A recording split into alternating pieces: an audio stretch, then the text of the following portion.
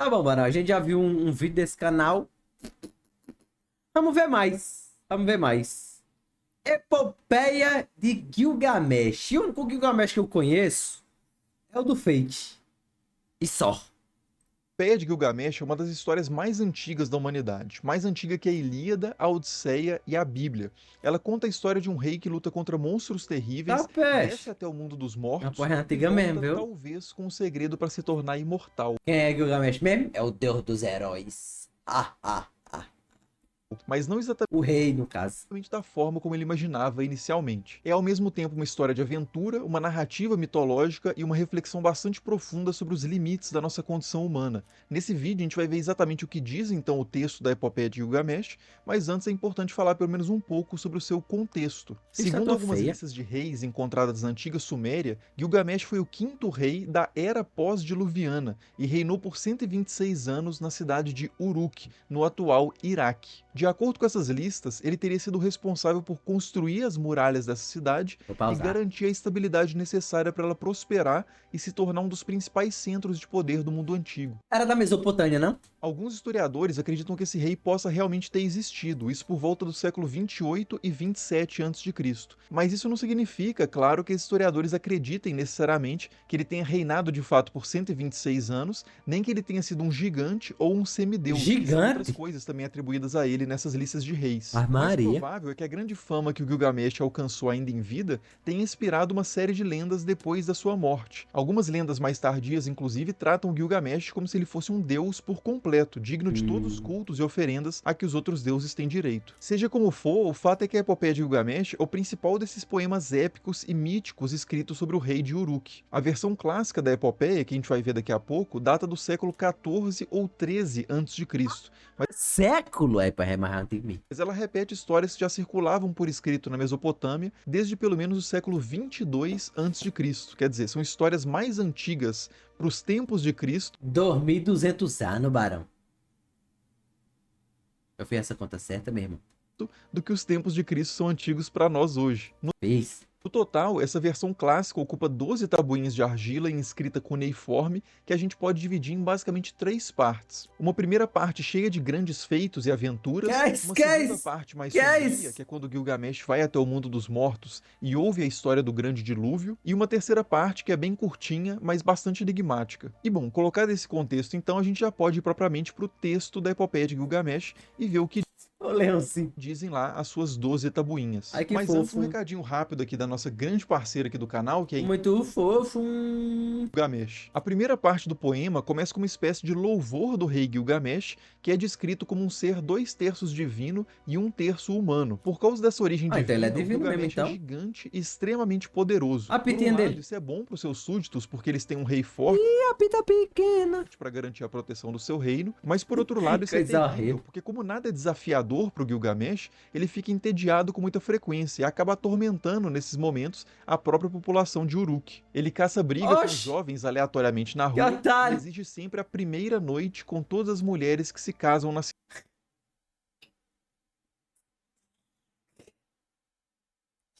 Aí é complicado, meu patrão. cidade, né? Quer dizer, primeiro ele, depois os maridos. E por causa desses abusos, certo dia o povo começa a clamar os deuses para eles darem um Rapaziada, poder se juntar pra comer ele uma vez, né, bicho? jeito, né? Eu acho que era justo. Ei, mano, vamos se juntar pra nós pegar. Vamos juntar a população da porra todinha aqui, mano. Fazer uma armadilha, comer ele. Situação. E os deuses respondem a esses clamores da seguinte forma: a deusa Aruru, que tinha criado a humanidade no início dos tempos, faz um homem a partir do barro e coloca esse homem num campo próximo às muralhas de Uruk. Lá ele passa os dias comendo e bebendo junto dos animais como se de fato fosse um deles. Só que os caçadores que frequentavam aquela região começam a ficar incomodados com a presença daquela criatura e vão até o rei Gilgamesh pedir a intervenção dele, né, para tirar aquele homem selvagem dali. E o Gilgamesh então investe a atenção dele nesse problema e deixa a população em paz, né, pelo menos por um tempo. E qual que é o plano do Gilgamesh para resolver essa questão do homem selvagem? Bicho, O que ele faz é o seguinte: ele envia uma meretriz até o lugar onde o homem selvagem costumava ficar e instrui essa meretriz para atrair o homem até a cidade. E assim que esse homem vê a meretriz, ele fica bem interessado, né? E os dois se unem por 7 dias e 7 noites. E depois que os dois se cansam, né, dessa união toda, a meretriz ainda ensina para ele alguns outros costumes da vida civilizada 7 dias seguidos? É uma máquina, bicho. É uma máquina. Como, por exemplo, comer pão Brabo e apenas. beber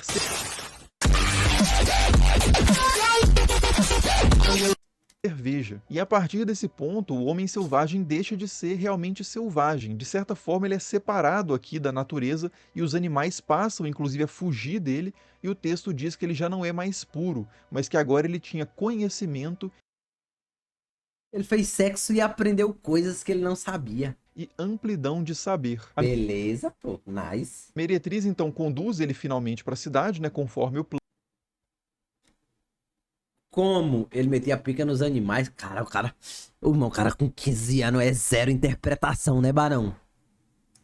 Cara com 15 anos é zero interpretação. Tem não, Felipe? Barão. Ele era selvagem. Os animais tinham que... o homem selvagem era como eles, tá ligado? Era como se fosse um animal. A partir do momento que agora ele não é mais selvagem e tem capacidade de conhecimento, diferente de você, os animais identificam que ele não é mais um animal e foge dele, já que agora ele é um humano com compreensão. Oh, meu Deus do céu. plano, e lá ele se encontra com o rei E eu sei lá, meu irmão, a pica é do cara. Eu sei não foi dito aqui não. Gilgamesh. Bom, e logo que os dois se encontram, eles já começam a medir forças imediatamente e se agarram ali num combate brutal, no meio da rua mesmo, que destrói tudo o que está em volta. Por muito pouco, Gilgamesh sai vencedor desse combate, mas em vez de eles se tornarem inimigos depois disso, né, desse primeiro encontro de hostilidade, o que acontece é justamente o contrário. A partir daí, os dois se tornam companheiros inseparáveis. Finalmente, o Gilgamesh tinha Viraram encontrado melhores alguém à amigos. sua altura, alguém que ele admirasse e que aliviasse também o seu tédio, né, que atraísse justo. a sua atenção o É suficiente justo. para ele deixar a população de Uruk em paz. Então, assim, até aí o plano dos deuses estava dando certo, só que isso não ia durar muito tempo. Desse ponto em diante, o Gilgamesh e o Enkidu, que é o nome do homem selvagem, decidem sair por aí para realizar grandes feitos juntos. E o primeiro desses grandes feitos é uma expedição contra o Humbaba, que era Que é uma isso? criatura terrível que vivia na floresta de cedros, provavelmente uma referência aí ao As Líbano, árvores. e que era um monstro, segundo o texto, que falava fogo e respirava morte. Eita, Depois de pô. uma longa viagem, o Gilgamesh e o Enkidu chegam até onde vivia essa criatura Satanás e é lançam isso. um ataque contra ela meio que sem mais nem menos. Eles cortam a cabeça Do dele, nada, mano. arrancam os pulmões e voltam com esses troféus para a cidade de Uruk. Toda O que vez. acontece é que a deusa Isso. Ishtar, que é a deusa do sexo e da violência, fica tão impressionada com esse feito absolutamente brutal, né, e gratuito, que ela pede o Gilgamesh em casamento. Só que o Rapaz. Gilgamesh sabia muito bem o fim terrível que costumavam ter os maridos da Ishtar, então ele recusa o pedido e a Ishtar, claro, que é uma deusa, né, Passa o pênis na deusa, Barão. fica absolutamente revoltada com essa rejeição feita por um mortal. Ela então vai até o pai dela, que é o Anu, o deus do céu, e diz para ele mandar o touro do céu, que é um animal, né, uma criatura extremamente poderosa, até a cidade de Uruk, para destruir ali o reino do Gilgamesh. E caso ele não fizesse isso, né, caso o pai da Ishtar não aceitasse enviar o touro do céu para destruir Uruk, a própria Ishtar diz que desceria até o mundo dos mortos, quebraria os portões que separam o mundo dos mortos do mundo dos vivos e faria os mortos subirem para devorar os vivos. E diante dessa ameaça, o Anu então concorda em fazer o touro do céu descer até Uruk, mas o Gilgamesh e o Enkidu conseguem vencer também essa criatura mítica. E pior, o Enkidu, depois da vitória, ainda zomba da Ishtar. Ele arranca uma pata do touro, joga na direção dela e diz que ela também merecia aquele fim, né, ser desmembrada. Ou seja, aquele plano que os deuses tinham feito inicialmente para parar o Gilgamesh, que tinha sido criar outro ser poderoso para medir forças com ele, né, e atrair a atenção dele,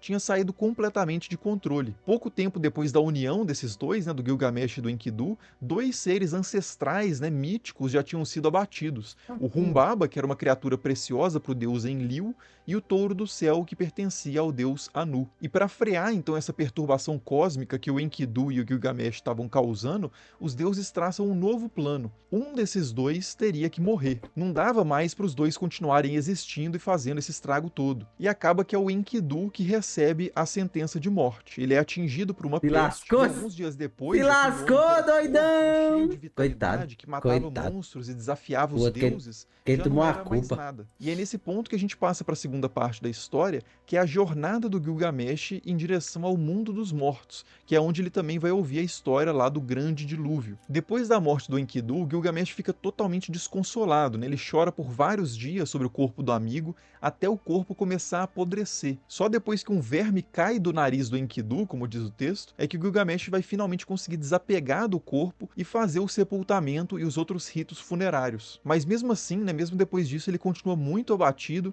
e fica vagando sem rumo, vestindo trajes de luto, que é uma pele de leão que ele amarra no corpo, né, que aparece muito nas representações visuais do Gilgamesh. E esse abatimento era não só porque ele tinha perdido o melhor amigo dele, né, a única pessoa que Coitado, importava para ele na vida, coitado, mas pô. também porque a partir desse evento ele tinha tomado consciência da sua própria mortalidade. A sua Aí força, a vai sua ficar com medo de vitalidade, a morrer? sua vida de forma geral, né, também não iam durar É, porque ele ficava todo pompo. "Ah, eu sou muito foda, vou comer as mulheres casadas primeiro que o marido. E aí?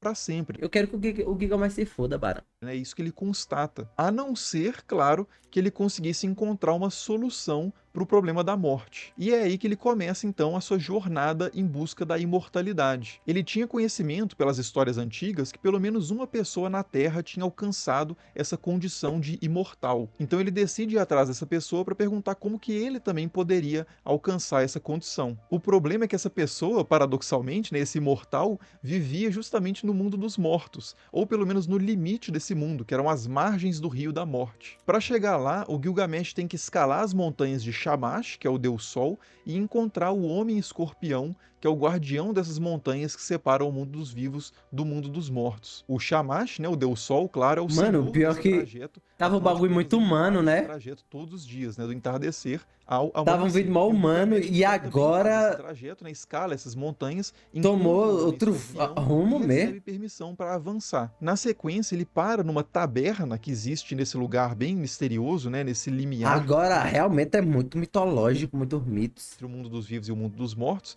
e a taberneira ali Teve tenta não. convencer ele a voltar, porque o lugar dele não era ali. O Gilgamesh ainda era vivo, e ele deveria aproveitar então o seu tempo no mundo dos vivos. É disso que a taberneira tenta convencer ele. Mas depois do Gilgamesh insistir muito, ela acaba cedendo e dá informações de como ele poderia atravessar então o próximo obstáculo, que são as águas da morte. Para isso, ele teria que encontrar o barqueiro do homem imortal. E ele faz isso então, ele encontra esse barqueiro e finalmente chega na morada do homem imortal e consegue perguntar para ele qual que era o segredo da imortalidade. Só que a resposta que ele recebe não é exatamente o que ele estava esperando. A resposta que ele recebe, Ah, na homem verdade, não é nem imortal. exatamente uma resposta de forma mais Você tem que acreditar em Deus, porque quando você morre, a gente passa a vida eterna. Tá lá. direta.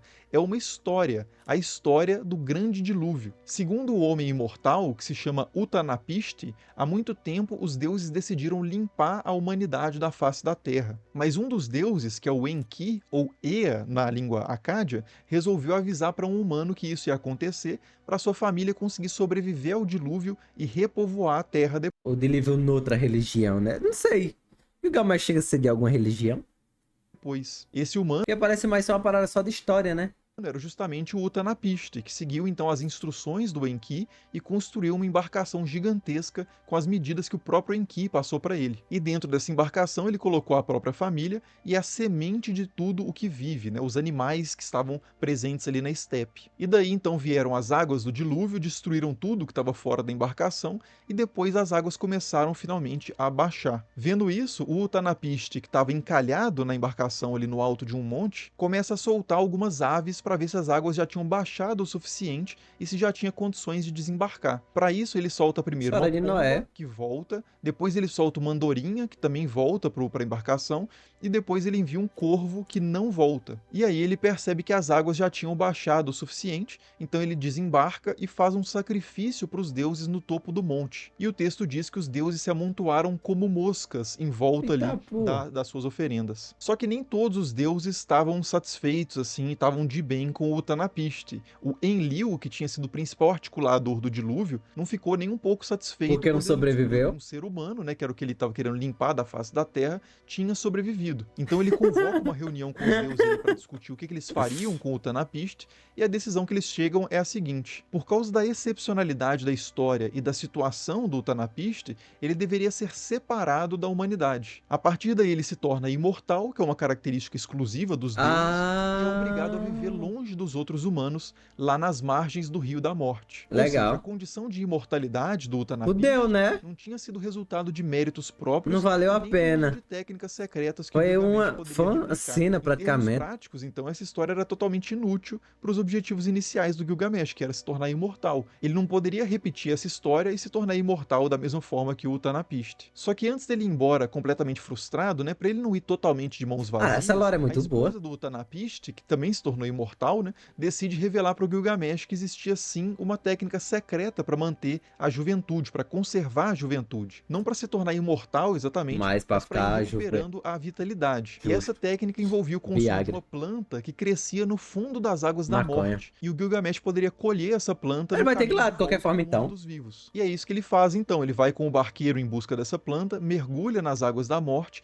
e colhe a planta. Só que num momento de distração, uma serpente aparece, abocanha a planta e imediatamente ela recupera a juventude. Tá E o sinal porra! disso é que ela deixa a pele velha para trás e vai embora com a pele renovada. E aí o Gilgamesh retoma então o caminho para casa, né? Agora ainda mais frustrado do que ele tinha saído lá da conversa com o Coitado! Utanapishtim. Cara, Por vocês fim, o são. Gilgamesh chega finalmente em Uruk, né? O rei retorna para o seu reino e a história se encerra com uma cena bem aberta, Ué? que pode ser interpretada de muitas formas. Ué? O que acontece é que ele, né, o Gilgamesh, chega ao seu reino, contempla as muralhas da cidade e a paisagem monumental que ele construiu e fica absolutamente maravilhado. E ele diz para o barqueiro, que ainda está com ele ali nessa cena, para ele contemplar também, para o barqueiro contemplar também essa grandeza da cidade de Uruk. É como se o Gilgamesh, apesar de ter falhado na obtenção da imortalidade individual, né, da imortalidade do corpo, tivesse encontrado ali um outro tipo possível de imortalidade. A vida dele talvez pudesse continuar mesmo depois que ele morresse, porque o seu reino sobreviveria à sua morte. O seu povo e o seu legado dariam continuidade à sua história. E assim, Cheio de fundo de roteiro? Diga aí, um fundo de roteiro aí que você achou. Me diga aí. Compartilha aí conosco. né, dessa forma, de uma forma mais social do que individual, ele conseguiria superar o drama da finitude da vida. Bom, e muitas pessoas consideram que essa é a conclusão final mesmo da epopeia de Gilgamesh, mas depois disso ainda tem uma última tabuinha, que é a tabuinha 12. Nela, tanto o Gilgamesh quanto o Enkidu estão vivos e estão jogando um jogo que se joga com taco e Então ele bola. Em teria determinado conseguido a momento, imortalidade? a bola do jogo acaba caindo num buraco e esse buraco desce até o mundo dos mortos. E para demonstrar sua fidelidade e o seu amor pelo Gilgamesh, o Enkidu desce por esse buraco e vai lá buscar a bola. Só que o Enkidu acaba ficando preso por lá, né? O mundo dos mortos não aceita devolver o Enkidu para a superfície. Mas mesmo assim, de alguma forma, o Gilgamesh ainda consegue se comunicar com o Enkidu. E nessas Sinuquinha. conversas meio espectrais, assim, que acontecem nessa tabuinha 12, o Enkidu dá algumas descrições do que ele vê no submundo. O que ele percebe ali é que não há prazeres, não há alegria, e alguns sofrem ainda mais do que os outros, dependendo de se eles deixaram ou não uma família que guarda a sua memória, ou se foram feitos ou não os ritos funerários dessa pessoa, ou se o morto recebe ou não as oferendas, né, estipuladas ali nas datas cerimoniais. E aí acaba a parte 3, né? E Caralho, meu irmão, você é consequentemente acaba chato. a epopeia de Gilgamesh. Essa terceira parte é uma parte meio à parte mesmo. Alguns Cara, sempre acreditam até que existiu, ela é seja um caralho. acréscimo posterior. Ai, Mas pode ser dentro. também que ela seja uma espécie de conclusão temática, né? Não uma conclusão narrativa, mas uma conclusão temática do poema. Porque se tem um tema que perpassa realmente toda a epopeia de Gilgamesh, esse tema de fato é a morte e as várias formas de lidar com esse fato universal e incontornável. Seja por meio da celebração e da intensidade da vida, do heroísmo e do companheirismo, do luto e dos ritos funerários, ou do legado e da memória. O texto deixa bem claro que a imortalidade, no sentido convencional, é impossível aos mortais, né? Ela só é possível aos deuses. E que a juventude também é algo que não volta, nem para os maiores reis, nem para os heróis matadores de monstros, e Mas não volta porque o cara não achou a alga. nem mesmo para os semideuses. Mas achou, mas não deu a sorte de pegar. A atitude diante desse fato, né, da constatação da finitude da vida, não deve ser o desalento, e nem partir para uma aventura desesperada em busca de uma solução mágica distante, né, que é o que o Gilgamesh faz depois da morte do Enkidu. A não ser, claro, que o resultado dessa aventura seja a constatação de que a vida possível, a única vida possível, é a vida que já está aí, a vida que está disponível onde quer que a pessoa esteja, até mesmo do lado de dentro das muralhas, que é onde a jornada começa e onde ela termina. E é mais ou menos isso que diz então a epopeia de Gilgamesh. Para quem quiser se aprofundar e ir direto ao texto, eu recomendo a Muito tradução bom. direta do Acádio feito pelo Muito professor bom. Jacinto Lins Muito Brandão, bom. da UFMG. Eu vou deixar o link desse livro e outras referências também na descrição aí embaixo, e se você se interessa pela cultura da antiga Mesopotâmia, depois dá uma olhada lá no vídeo sobre Lilith, que pode te interessar também. Muito boa essa lore, viu, bicho? Porra. Eu gostei. Foi muito bom. Foi muito bom. Ou seja, queria demais e fudeu-se no final. Ele não se fudeu, não, meu irmão. Caralho, mano. Assistiram com os olhos fechados. Não, porra, muito chato vocês. Vocês é burro, presta atenção em nada e. Homem. Homem.